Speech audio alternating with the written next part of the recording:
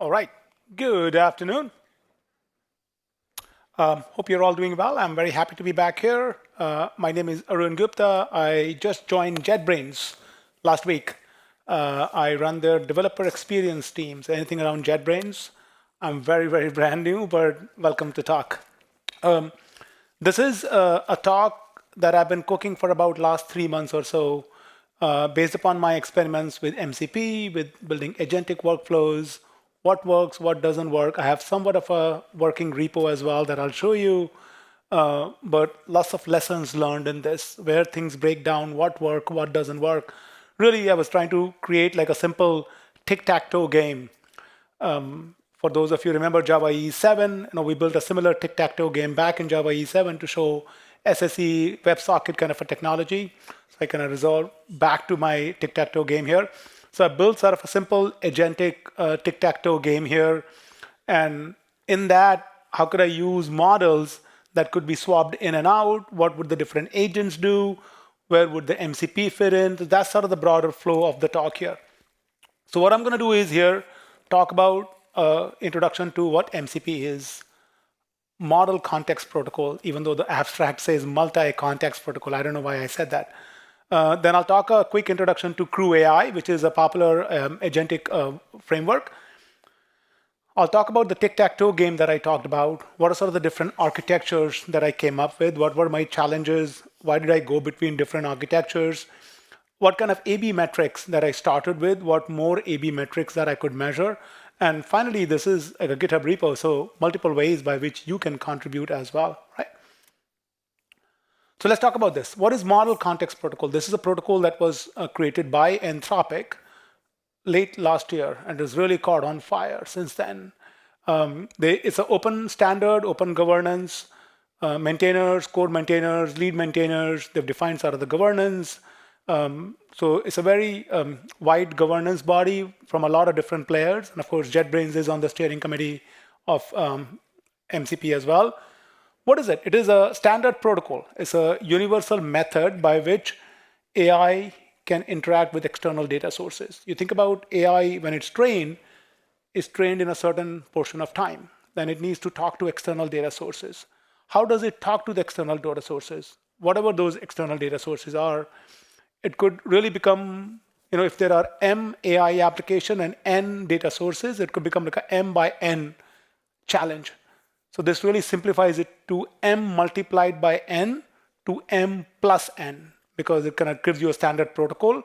That means if an application has implemented MCP and AI has implemented MCP, they can pretty much talk to anybody and everybody because of the standard protocol here. The other part of it is context. Because it's talking to all the applications in a standard protocol, it can extract the right context from it, and it can pass across different AI applications, whether it's an LLM, whether it's a database, whatever it is. You can pass the context across different applications, and you'll see some examples of that as we walk into the application itself. And last but not the least is it really gives you that ability for a wide range of tools it can connect with. Because of the standard protocol, you can really be connecting to a database, a file system, a Git system, you name it. There's a wide range of tools that you can connect with as part of MCP. I'm not going to go deeper into it, but let's take a look at it. The normal analogy people talk about is, how before USB-C, you have all these different ports, all these different devices had to be connected and it became messy. What USB-C really gave you is, hey, on my laptop, this is a MacBook, I got 4 or 3 USB-C port. Within that, there could be a power charger, there could be a monitor, there could be a headphone. They all connect through USB-C. It's a standard port. It's a M plus N problem as opposed to M by N problem. So similarly, in case of AI, in terms of MCP, the language that they use is there is a host which want to access these different servers, or called as MCP servers.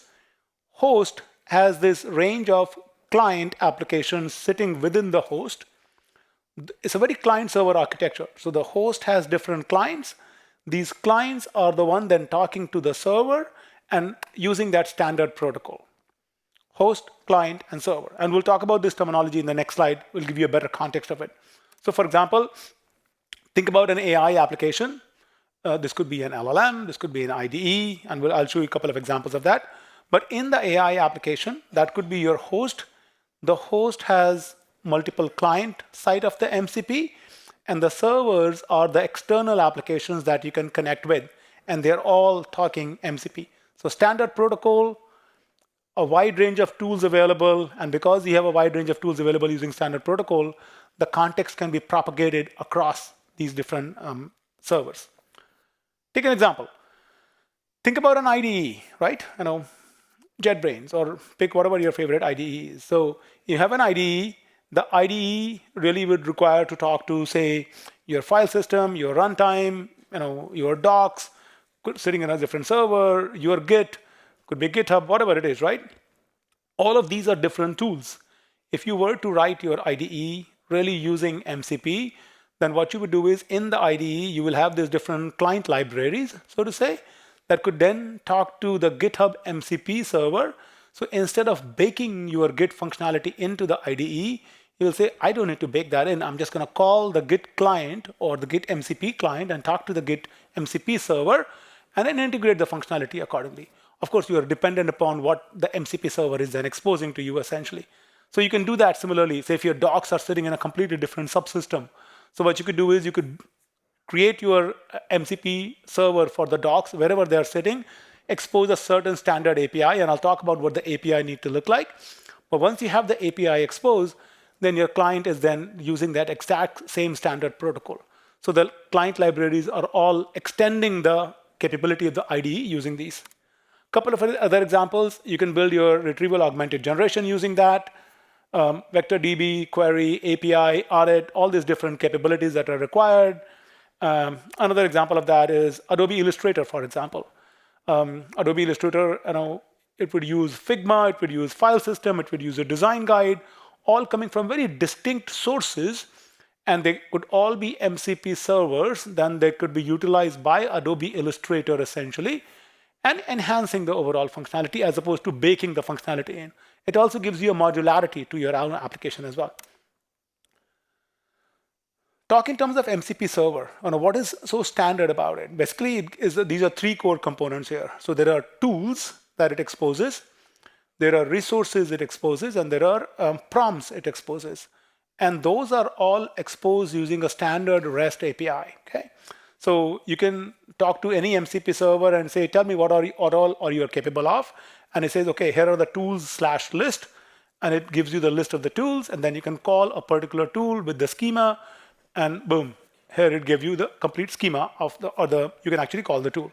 Similarly, on the resources, and a tool could be, make a Git commit, make a Git pull, or whatever you want to do. And then resources could be what our resources are available, again, a standard schema for that. And prompts is what kind of prompts can you give it to me? So the point being, for a MCP server, very standard terminology that is available to you. So that's about the server and the REST side of it. But when you look at sort of the server protocols, again, the protocols are kind of documented in there. So you have a host and you have a bunch of servers. Within the host, you have client libraries. Now this client is talking to the server. On the wire transport is JSON RPC 2.0. So that's a standard transport it uses. Okay. Then actually the wire itself is, there are two, sort of three really. So there is one for STD-IO. So you can use standard IO if you are running on the local. So if you have a Claude desktop running and it want to talk to your local machine or file system, that could use STD-IO. But if you're running on the internet, then you can use either streamable HTTP or you could do SSE. So those are sort of the three transports that you can use. So protocol is JSON RPC, transport is either of those three. Okay. So that's a quick introduction to MCP itself. Now, what are the benefits of MCP? I think we talked about it a little bit. So I'm going to browse through this. It simplifies M into N into M plus N integration. The development time savings, because you build your servers MCP once and they could be used everywhere, can integrate with a wide range of MCP clients. It's a standard protocol that works with the current tool. If any new feature tool comes in, you just expose the MCP API, boom, it integrates right there. The functionality is how AI maintains context, because it can extract the context It can get that context from the AI tool, and then it can pass the context. It becomes really independent. And we'll talk about that capability as we dig into the tic-tac-toe application. And the security and everything is kind of baked in there. It's a little weak, but it's there in MCP. Couple of other upcoming protocols that you should be aware of. So MCP is Model Context Protocol. Then there is an agent-to-agent protocol, which allows AI agents that are built on different frameworks to be able to talk to themselves. MCP is between an AI app and an external tool. Agent-to-agent is across the agents. And then a brand new one that just got launched a few weeks ago is Agent Client Protocol that is really targeted at IDEs on how code editors can talk to coding agents, essentially. And that's a brand new protocol that was just launched by Zed, and JetBrains is part of it. So there's a blog about it and how we are contributing to ACP. So that's sort of the MCP part of it. Let's quickly go through the CrewAI side of it, and then I want to dig into the tic-tac-toe part of the application itself. So CrewAI, I'm not going to spend a lot of time, but it's really an agentic framework. It gives you the framework by which you can create agents. You can take a Python class and you can say, I want to make it a agent, and then you extend from CrewAI agent, and it gives you roles, goals, backstories, standard attributes by which it can say, what is the agent role? What is it going to accomplish? What is the backstory? Those are all given as NLU prompts, and that really allows you to be more effective. Each of these agents can really work with each other in serial or independent of each other. You can go and execute the tasks. They're autonomous and fast. A lot of the agentic frameworks, so if you think about LangGraph, that's built on LangChain. And one of the things CrewAI brags about is that they're independent of LangChain. So it's a purpose-driven framework as opposed to a generic framework. That's sort of the pitch line over there. And last but not the least, again, it is integrating with all other different tools as well. Okay, so core components of CrewAI, and the reason I'm giving you the context is because we're going to dig into this when we look at the code. Really, there are agents, which are given specific roles, backstories, as I talked about it. There are tasks. Each agent is given a bunch of tasks, and when we look at the code, then we'll see what those tasks are. And these agents are orchestrated using what they call as Crew. Crew is, again, API within the CrewAI itself. And that's how the agents are kind of composed together that, okay, these bunch of agents are going to go work together. You make a crew and you say, go do your work. So what would that flow look like if you were to make a workflow for, say, blog post creation? So you could have a research analyst as one agent that's going to gather the information. You give it a topic and say, go make an agent for me. Then you do a content writer, and then you say an editor. So those are sort of my three different components for the agentic workflow. Now, if I were to look into the code, that's where I need my glasses, actually. So in this, for example, what I've done is, so you have, where is my mouse? Okay, well, so you can see line 1, I'm importing from CrewAI. CrewAI has built-in LLM integration, and we're going to rely upon that. And then if you see, I'm making a chat OpenAI. So this is using the LangChain API to create an integration with OpenAI. Then I got my 3 agents from line 12 to line 20, 22 to 30. So first page is basically about creating 3 different agents: research, content, and editor. And then on the right side, what you can see is for each agent, I'm creating the corresponding tasks. And finally, I assemble my crew on line 67 to 72.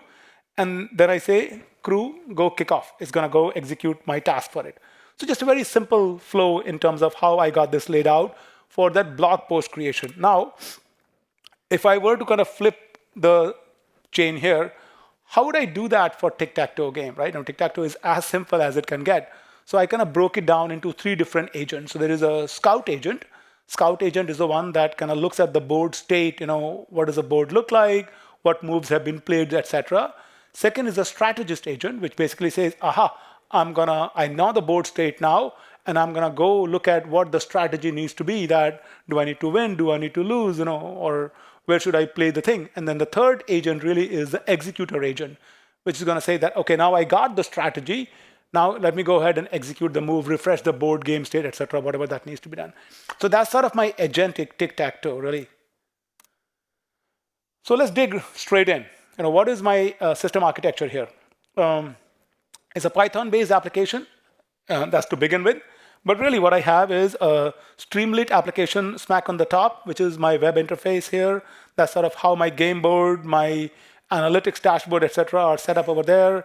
Then underneath, I have a Ubicorn ASGI server, and then with the FastAPI. FastAPI is what exposes the REST API for the game board itself, and I'll talk about what that REST API looks like. Then I have an orchestrator. I have a separate layer for orchestrator. I could have delegated it to CrewAI for the actual orchestration, but then below, underneath it, I have 3 different agents. So Scout, Strategy, and it should be executor, actually. The last one should be executor. So there's a typo in the slide here. And then at the bottom layer is where I have my LLM providers. The LLM providers, I could use, for example, a local agent that could be easily provisioned using Olama. So for this one, I tried Mixtral, I tried Llama 3.2, 3B and 1B. I tried a range of those. And then for the cloud provider model, I tried OpenAI is a standard one, GPT-5, GPT-5 Mini, and I tried Claude Sonnet for the cloud model. So I played with all those different models and see what would work. Now the beauty here is, because I have the AI agent team, these are 3 different agents that are running essentially. Each of those agents, as you are in the middle of the game, there is a capability of hot swappability of the model itself. Because the entire context is available to you, it's a very stateless application. At any point of time, I can say, you know what? The Scout agent was using Llama 3.2 1B so far. Let's switch it to Claude. And that is what really gives you the ability to do your A/B testing and kind of play around with it, get those metrics around it, okay? So this is my FastAPI REST endpoints. This is really at the top of the game on how this is going to look like. So what's my game state? How do you make a move? How does AI make a move? And it's not really making the move. So it's really when player is ready to make a move, you can trigger the agents from there. Trigger AI move. So essentially, AI is going to spit out those 3 different agents, get the task done, reset agent. So these are standard REST API on how the game state is managed itself. Okay. Now, let's look at my first deployment architecture.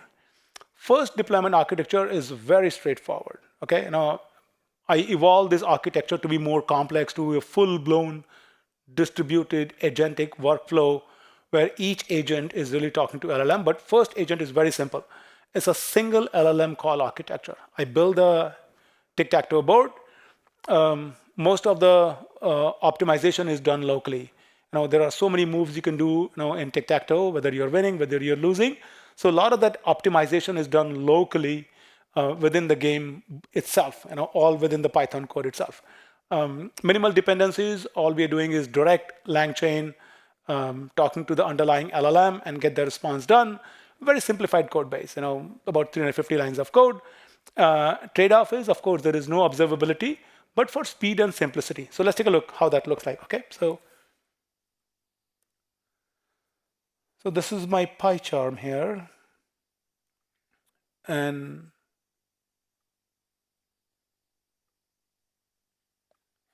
if I look at my tests here, this is my test simple AI. And this is my very simple code here. Just either GPT or Claude models. I check for that. I format the board. I get the available moves. I check the winner. Again, all of that code is done locally here. I find the immediate win. I find the blocking move. I get the move. And the only time really I'm talking to the board is that, okay, I have made my move. If I can't find a tactical win or a loss, I'm going to delegate it to LLM, and then LLM will report back to me that, okay, here is the next move that you can potentially make. So again, very simplified line of code here. So what I'm going to do is I'm going to fire it up. So I'm going to say quick start, and I'm just going to say run it in a simple mode here. So this is going to fire up my application. It's going to bring up the simple tic-tac-toe board, and hopefully we should be able to play it. Okay, so this is a simple tic-tac-toe. I'm going to click on new game here. It says current player is X, moves made 0. So I make the first move here. This is my move. This is AI's move. So I'm going to see how it goes. I put a cross here.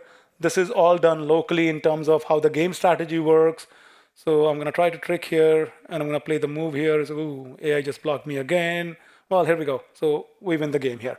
So a very simple game, but a lot of the strategy, tactics, etc., is done locally. And if there is like, oh, this game is complex, then it'll make a delegation to give it to LLM, make an invocation over there, right? So let's switch back to the slides.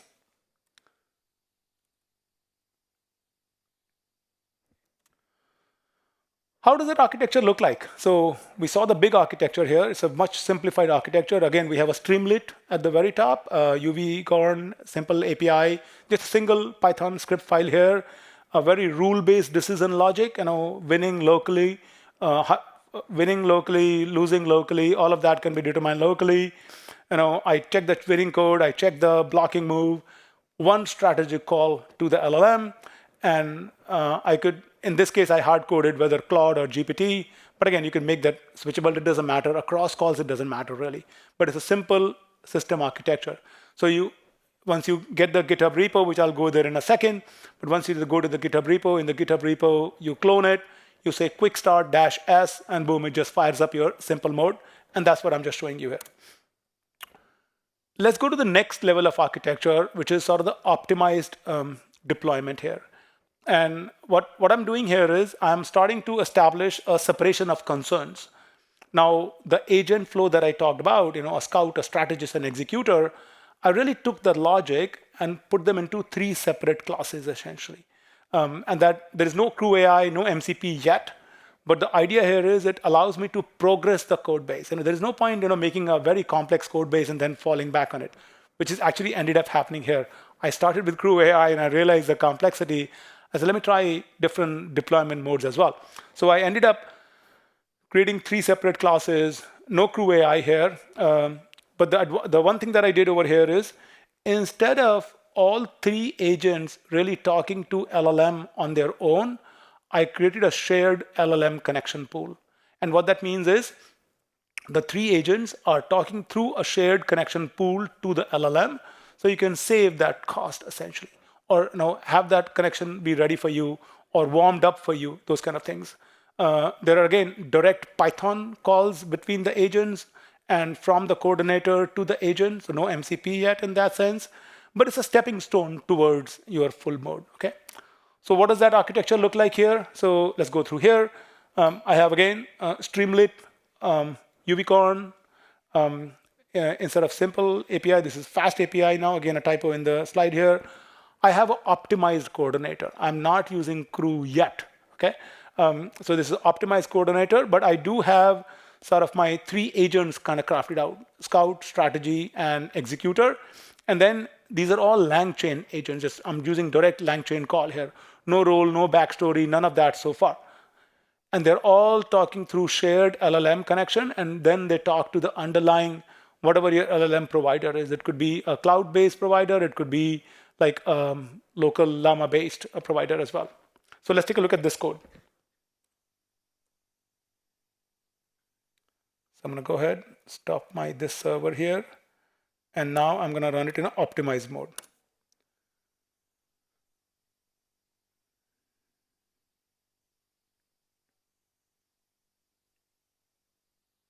All right, so this is my optimized tic-tac-toe here. So what I'm going to do here is I'm going to make this slightly bigger as well, create some gap here. And when I make a move here, so I made the move, and now AI is thinking the first time it really tries to kind of warm up my connection to the LLM. And so you can see the scout analysis completed in about 7 seconds. That's a lot of time, actually, even for optimized mode, even though it's a shared LLM connection. So that's something that I need to continue debugging. So the scout analysis itself completed in 7 seconds. The strategy took about 11 seconds. And I've seen about 7 to 8 seconds, where the executor takes as well. So you can see the optimized coordinator result that it came back. So finally, AI did its move over here. So I can keep playing the game here, but then hopefully, as we continue playing the game, it's going to continue to use that shared LLM and talk to the underlying LLM over there, okay? One of the things I do need to debug here is, why is it taking 7 seconds for a simple LLM call. I'm not doing anything fancy here. If I just do a simple call here, it is completing in sub 1 second. But in this case, even though it's a shared LLM connection, even though all three agents are using the shared LLM connection, it's still taking 7 to 10 seconds for a simple LLM call. And this is ChatGPT 5, which is meant to be faster. And so I have to kind of start tweaking my prompt, see what am I not doing optimizations. So that's something that I need to learn by myself.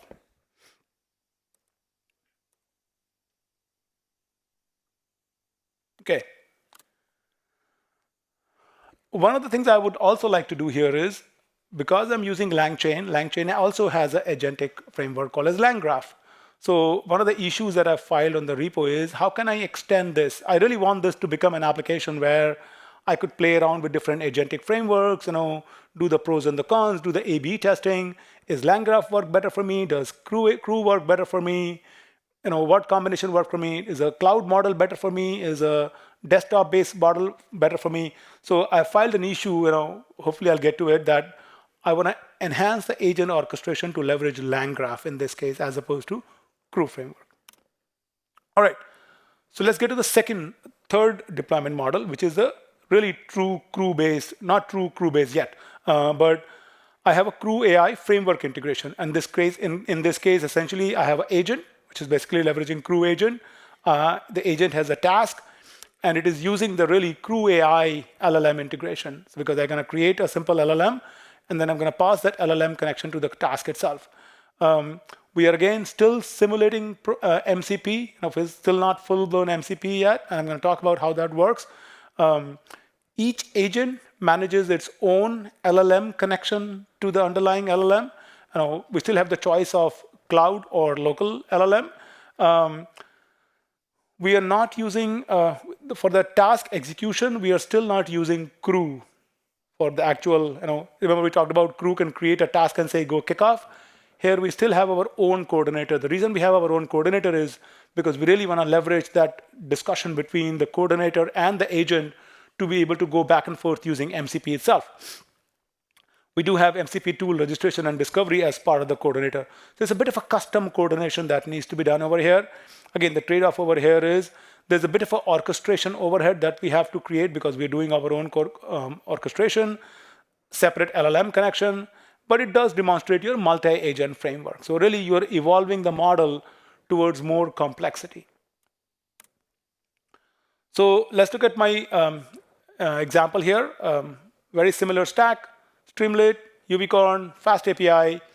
Then I have my local coordinator, which is basically doing all the coordination, essentially MCP tool registration, MCP simulation, all of that. I do have my three agents, Scout, Strategy, and Executor, and they are actually Crew agents now because they're have the roles, the backstories, everything kind of called out clearly, and they're all talking directly to the underlying LLM as well. So let's take a look at the code for this one.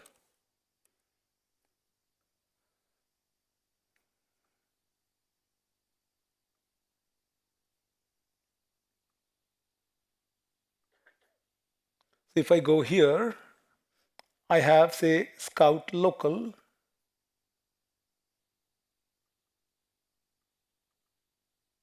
So in this case, for example, you can see that I'm importing the task from CrewAI. So that's the one that I'm going to be leveraging here. I have a Scout MCP agent. I have a base MCP agent here. If I look at the base MCP agent, which is a standard class, I got a bunch of pydantic elements, some dictionaries over here. And this is a Scout agent. So here I'm saying, here's my role, here is my goal. The goal is to analyze the tic-tac-toe board, detect threats, opportunities, and patterns. And I give it a backstory. Backstory is where I give my prompt that, hey, this is what the kind of agent you are. This is what you're supposed to do. This is what you're not supposed to do. So again, in NLU, you give your prompt. It gives you sort of the MCP port over here. You give it an agent ID, and this is sort of the underlying LLM. So when you're creating the base agent, then you pass the LLM over here, and that's where the agent goes over here. So you register specific endpoints over here. And then you have different functions, and essentially to analyze the board, to scout the board, all of those functions are created over here. I don't have this particular part running here. There's a bit of a complexity over here. So I'm just going to be able to walk through the code, and then hopefully I will have this running in the near future as well.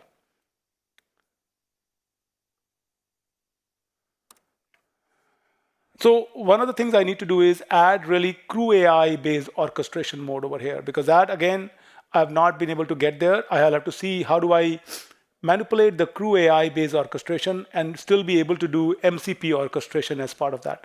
That's something that I need to learn. The fourth architecture, as I talked about, this is the fourth one. So simple, optimized, local, and then finally full distributed. This is full-blown architecture over here. And this is truly a multi-process architecture. True MCP protocol transport. The coordinator is then talking to the agents using MCP, going back and forth.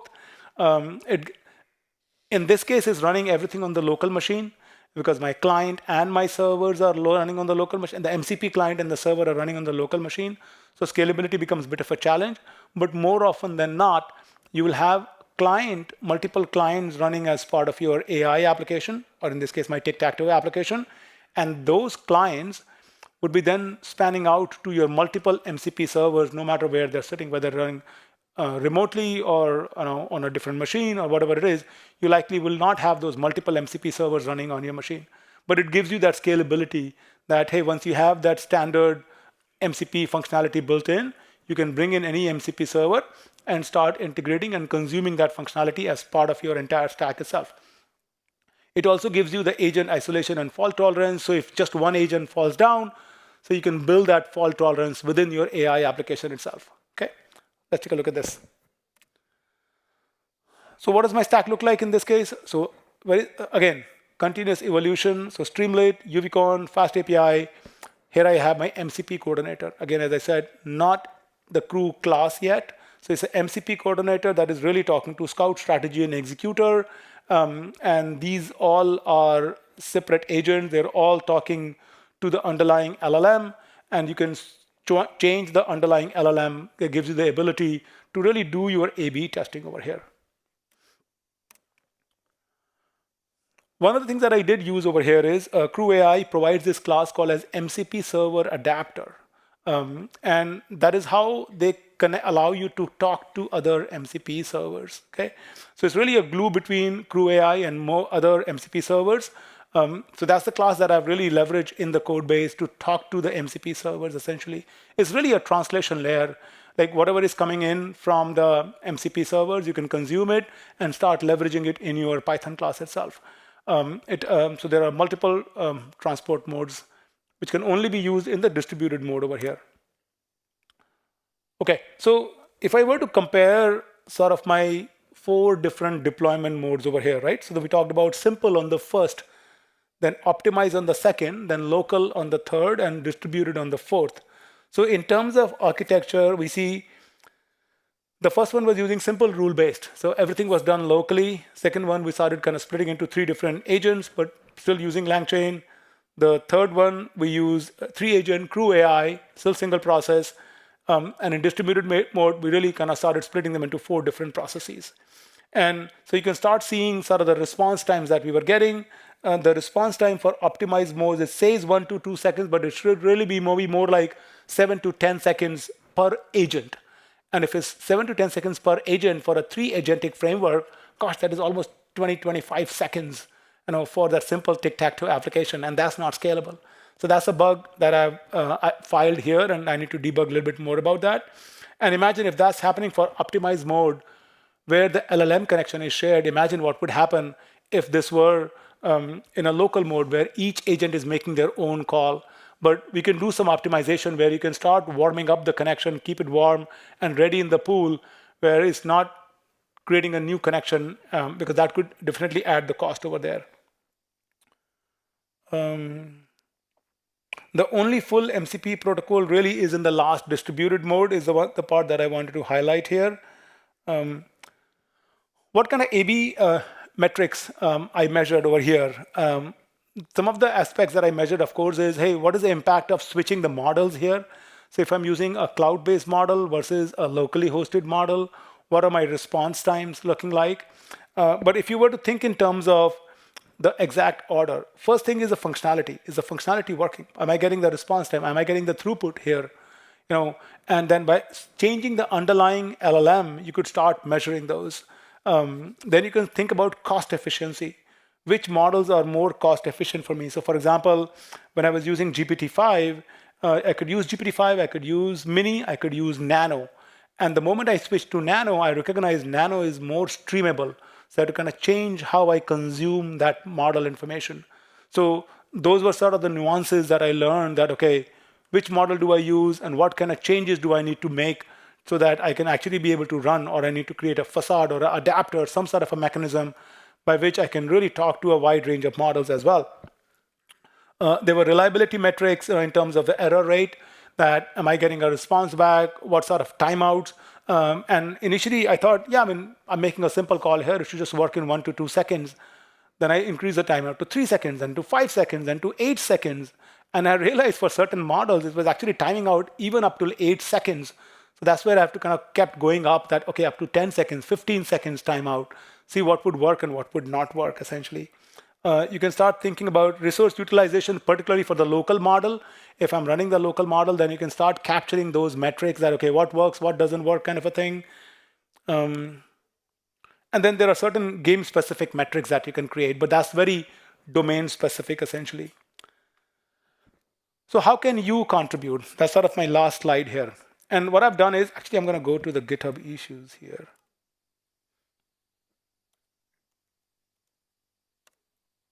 So this is my repo here.